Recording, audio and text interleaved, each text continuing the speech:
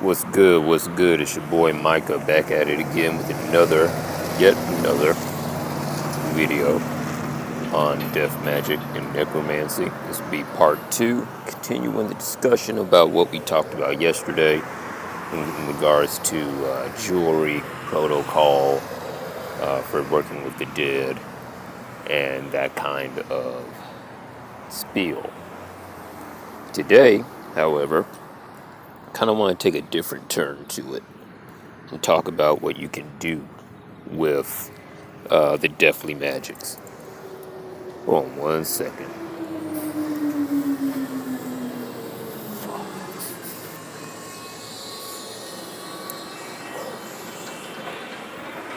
Whenever I talk about necromancy or start teaching or having really good spiritual conversations, I always make sure to have some tobacco. It helps keep you in harmony, not just with the powers of the earth and the energies of the earth and, of course, the grave, but it helps you stay in tune with your own self, your own sense of being, your own resonance. That way you can accurately speak about and accurately channel the needed information without distortion. It kind of keeps you in a little bit of a trance while you're doing whatever it is that you're doing. But on the subject of death magic, I want to talk about what can death magic be used for. Death is limitless in its application and its potential. Therefore, it can be used for literally anything. You just have to know the proper ways of going about getting whatever it is that you desire. For example, I tell my students that the greatest purpose, the highest purpose, the zenith of death magic is not to just eliminate enemies and all the other kind of shit. It's to take down currents and deities and ideals, religions, philosophies that have dominated your mind or the minds of others for quite a while. And in this, in between the nadir, the lowest point, and the highest point, you discover all the applications of what can be done with death. For example, you can heal with death magic. It's the equivalent of taking a knife and using it to surgically cut out the tumor that's in your body or in another person's body. It takes a skilled necromancer to do that because you're working again with death essence. And by the very nature of it, it withers and decays and rots whatever it is directed through and at.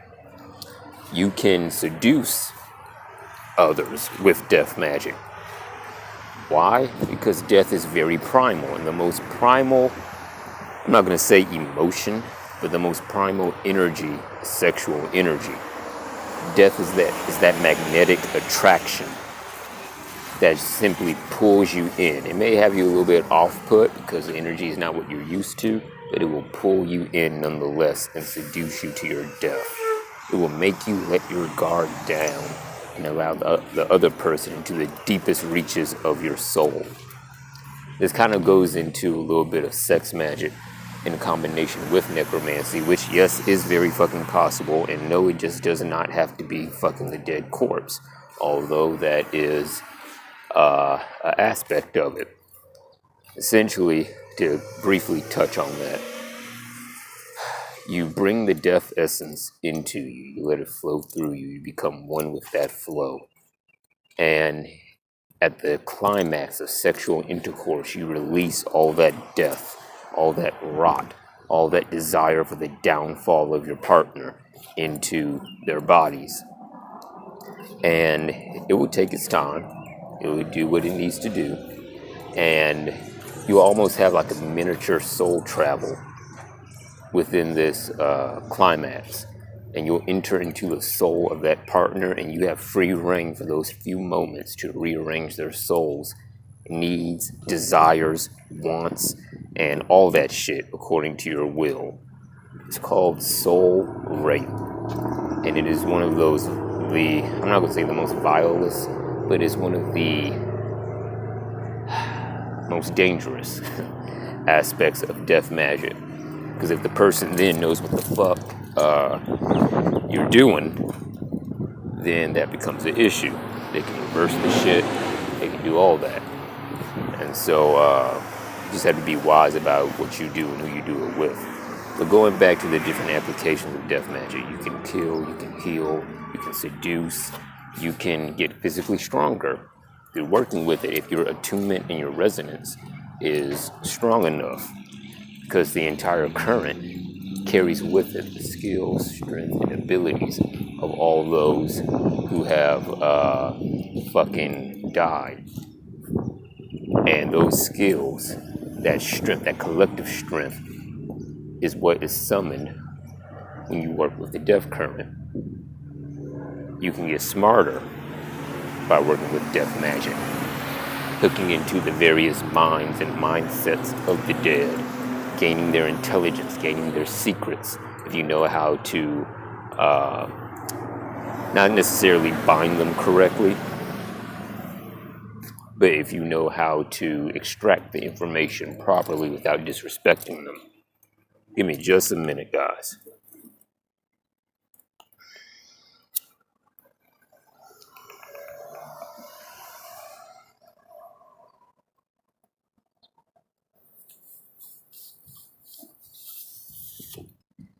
You can send the dead to possess someone, both of the holy and beneficent side and of the unholy negative side. And through possession, you can install different virtues into the person or different vices into the person that lead to their demise. This has a lot to do with the analogy of an eclipse, because how do I want to phrase this?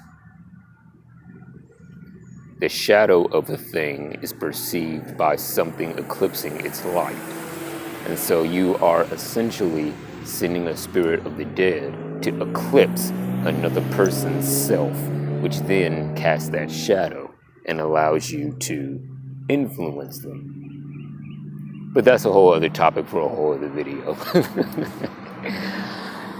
Another thing you can do with death magic is, of course, reanimating the dead and all that kind of shit, placing people in states of suspended animation.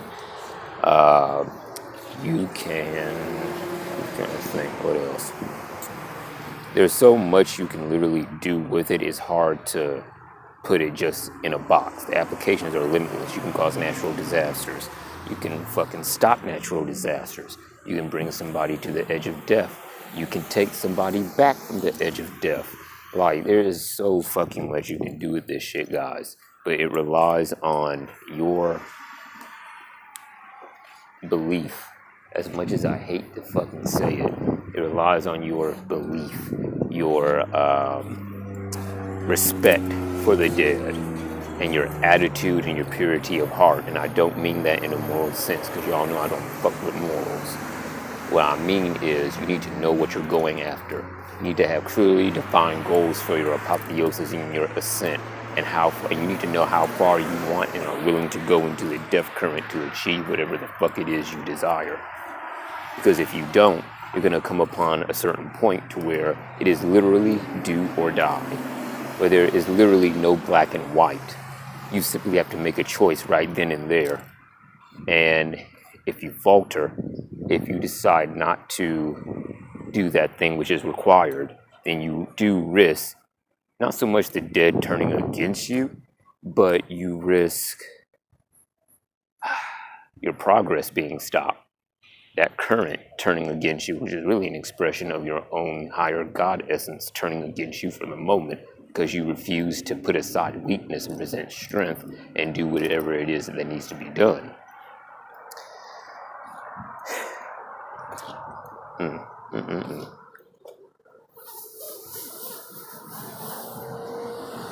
As far as the actual mechanics and mechanisms for operating death magic is concerned, you're going to need basic ingredients. You're going to need peppers and herbs, hot herbs and cold herbs. Some of these things can be chipotle, chili powder, different kinds of chili powder, Mexican chili powder, cayenne pepper, black pepper, white pepper, whole chili peppers, These fiery herbs can be used to heat up or agitate or inflame the astral body of the dead you seek to work with so they can accomplish their ends more effectively. You need colder herbs, so to speak. By those, I mean herbs such as nightshade, hensbane, hemlock in some cases. All those baneful herbs. They give a more grounding force and they instill those baneful virtues into the shade of the dead that you're working with or their spirit. You're going to need alcohol and libations to pour, to water and feed the work. The libation has a similar correspondence to blood, and therefore is blood unto blood, blood unto death, blood unto triumph, that kind of thing. And you give these fiery libations either of rum or whiskey or gin in the most difficult cases.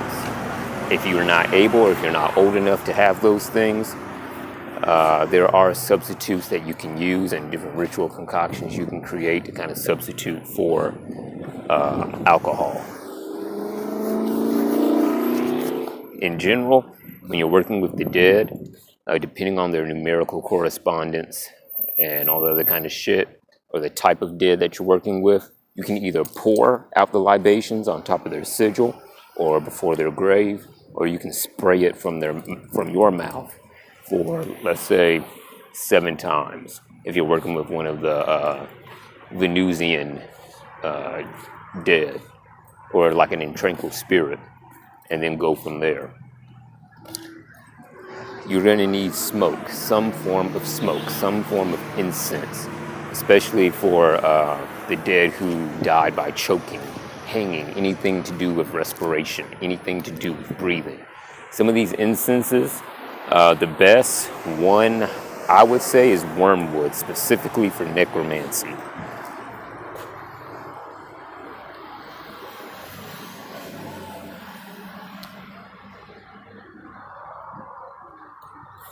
And you can use wormswood, you can use,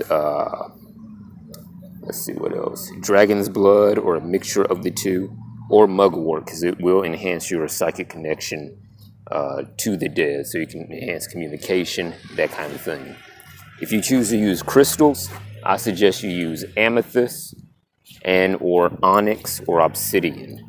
Those are very good crystals because they hold death essence very fucking well, and amethyst in particular amplifies death essence and is a good holder for any spells, necromantic spells that you can create and place within that crystal, thus turning it into a relic. Let's see, what else will you need? You're going to need decent astral senses. You're going to need to be able to communicate with the dead without distortion and without your own ego getting in the way, telling you some shit that the dead really isn't saying, which can lead you down a whole path of delusions, which concludes with you either getting fucked up or killing yourself or killing another person you didn't mean to.